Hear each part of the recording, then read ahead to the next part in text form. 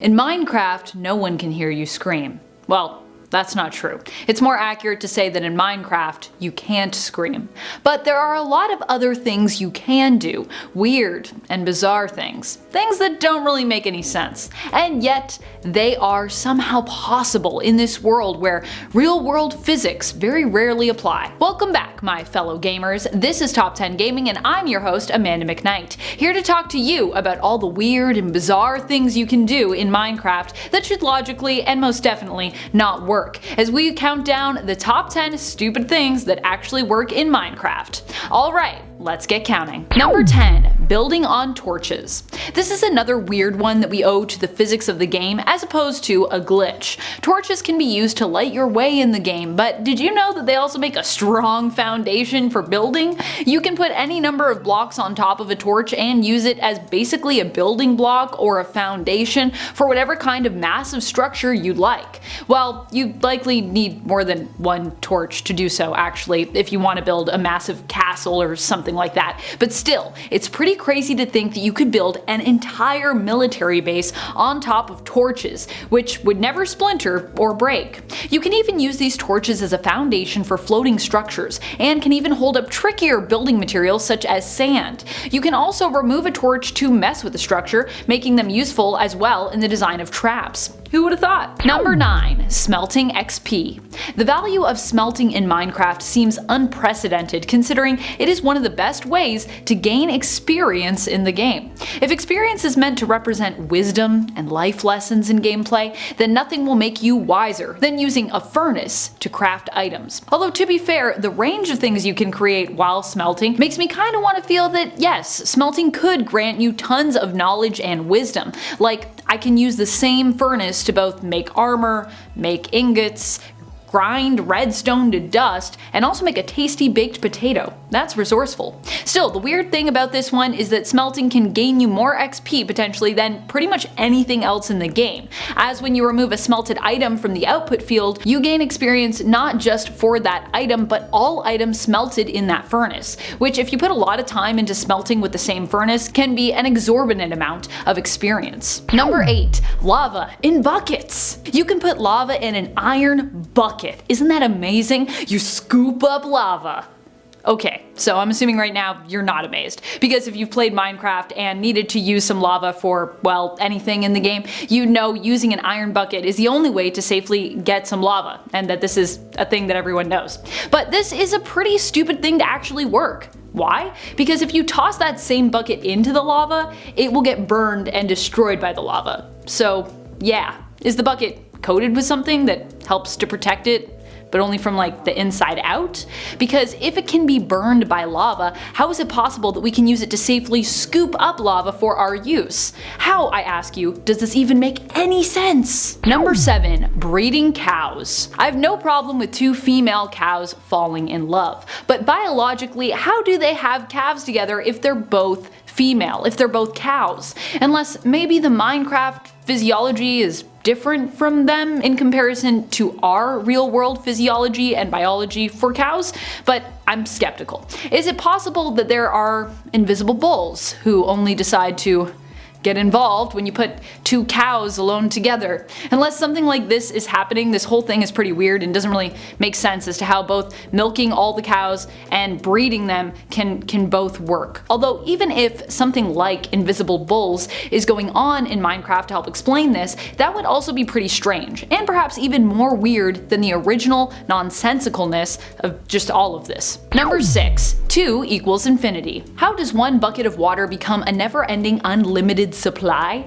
This in-game trick, or just reality, comes out of the weird physics of Minecraft, which as I said earlier have a tendency to contradict real-world physics, making the impossible become possible in the game. This one might be not as dramatic in comparison to some of the other points, but it definitely isn't something you'd think would work initially, and can be quite useful. All you need is a few buckets of water and you can create your own unlimited pool. Digging a hole that is 1 square deep and 2 by 2 squares wide and pouring 2 buckets of water into it from opposing corners grants you this magic unlimited pool, meaning in Minecraft math 2 equals infinity. Number 5. Spider mount. A strange thing in the game, because it's not possible for all, is the much desired spider mount. I really love spiders, so I'd really love to have a spider mount in Minecraft, but it's not in the cards for us. Skeletons have a 1% chance of spawning on top of spiders, becoming what some refer to as jockeys, a terrifying skeletal monster riding a horrific large spider. The dumb thing about this is that while it actually works that skeletons can ride spiders, albeit rarely, it doesn't make any sense then that you can't ride a spider. I mean, you're about the same size as a skeleton, and yet it's impossible for you to tame and ride a spider yourself. I mean, come on, that's not fair. I want a spider mount. Number 4, duplication by slime. Well, more importantly, slime and pistons. The pistons are pretty key here. While we all might be familiar with duplicating items in Minecraft, you can unbelievably use slime and pistons to duplicate any flat items you want, as much as you want. I mean, you could also just get enough crafting materials to make a massive amount of whatever you need duplicated, but this is obviously a much weirder and potentially more fun solution if you're looking to make a lot of flat items fast. Don't waste your time, use that slime. Number 3, cactus garbage. Tired of burning all your trash? Never fear, your cactus garbage is here. That's right, you can turn a cactus into your own personal, never-ending trash bin. How is this possible, Amanda? Well, anything that comes into contact with the cactus is damaged by its needles, meaning that if you built a little box around it with an opening on top, you've basically created your own cactus trash bin. Anything you drop inside with the cactus will be destroyed by it. So if you're looking for a garbage bin feature to add to your home that you won't ever have to empty, look no further than this prickly plant. I wish this worked in real life. Although I'd feel really bad about throwing garbage on a cactus. I'd be like, this feels like pollution, but it's being destroyed, so it's fine. Number 2, walk to the end of the earth. That's right, you can walk to the very edge of the map, and well, even beyond that.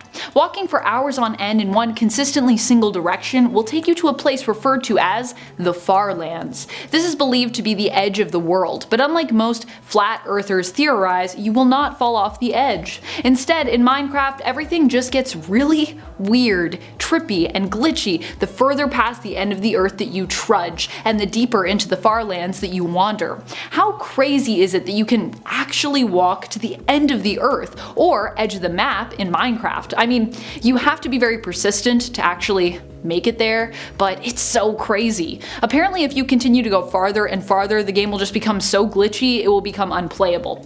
I guess Minecraft feels like punishing people who persevere with the most game-breaking of glitches. That's what you get for uncreatively walking in one direction forever. So like, we gave you all this and all you want to do is walk straight? Why? Number 1, the power of the bucket. To expand a bit more on my earlier point about your unlimited water source that you can create with simply a few buckets of water, the bucket of water in Minecraft may actually be one of the most powerful tools at your disposal. People have used buckets of water to do all sorts of things that would seem impossible. You can use your bucket to scoop water and create an air pocket while swimming underwater if you are about to suffocate. You can use it to potentially cushion your fall and prevent death when falling from great heights, although this is very risky, you've been warned. You can use water to mow your lawn, clear snow, and clear spider webs. The bucket of water can even be used to absorb the force of an explosion. It's an unbelievable lifesaver and tool in many instances. What things have you discovered in Minecraft that you are surprised to discover actually work? What are some of the weirdest things you've seen done or done yourself? Have you ever actually managed to save yourself from falling from a great height with a bucket of water? Let us know in the comments below. And speaking of comments, it's time to turn to some comments from one of our latest videos, Top 10 Scary Among Us True Stories, Part 2. Saber.jpg comments, when the imposter is sus, or even more scary, when the imposter is not sus. Krista Kennedy reflects, the last story is actually a glitch. It has happened to me too. Well, that's good to know. I'm glad that it isn't something that's just like a scary thing, and it's just a glitch. Whew. HDG13 shares, this is probably my favorite top 10 person. Oh, that makes me so happy. Thank you. You're my favorite top 10 commenter. Toga shares, once when I was playing Among Us, a person asked for my number and I kept declining giving it away, but they kept begging and I got so uncomfortable that I left the game, and I've almost never played Among Us again. That is so sad. Toga, I hope that you find a way to like go back. I will say that was very good of you to not give out your personal information. Never do that online, but as long as you're not doing that, I'm sure you'll be okay and you'll be safe. And you know what? You can always just not play public games and only play private games with friends. That's probably the safest way to play Among Us. Or just, play Fall Guys instead, because Fall Guys is super fun and I think super safe. And that's all the time we have for comments today. Thank you so much for watching. This has been Top 10 Gaming, and I'm your host Amanda McKnight, reminding you to stay safe and keep on gaming on. Pew pew!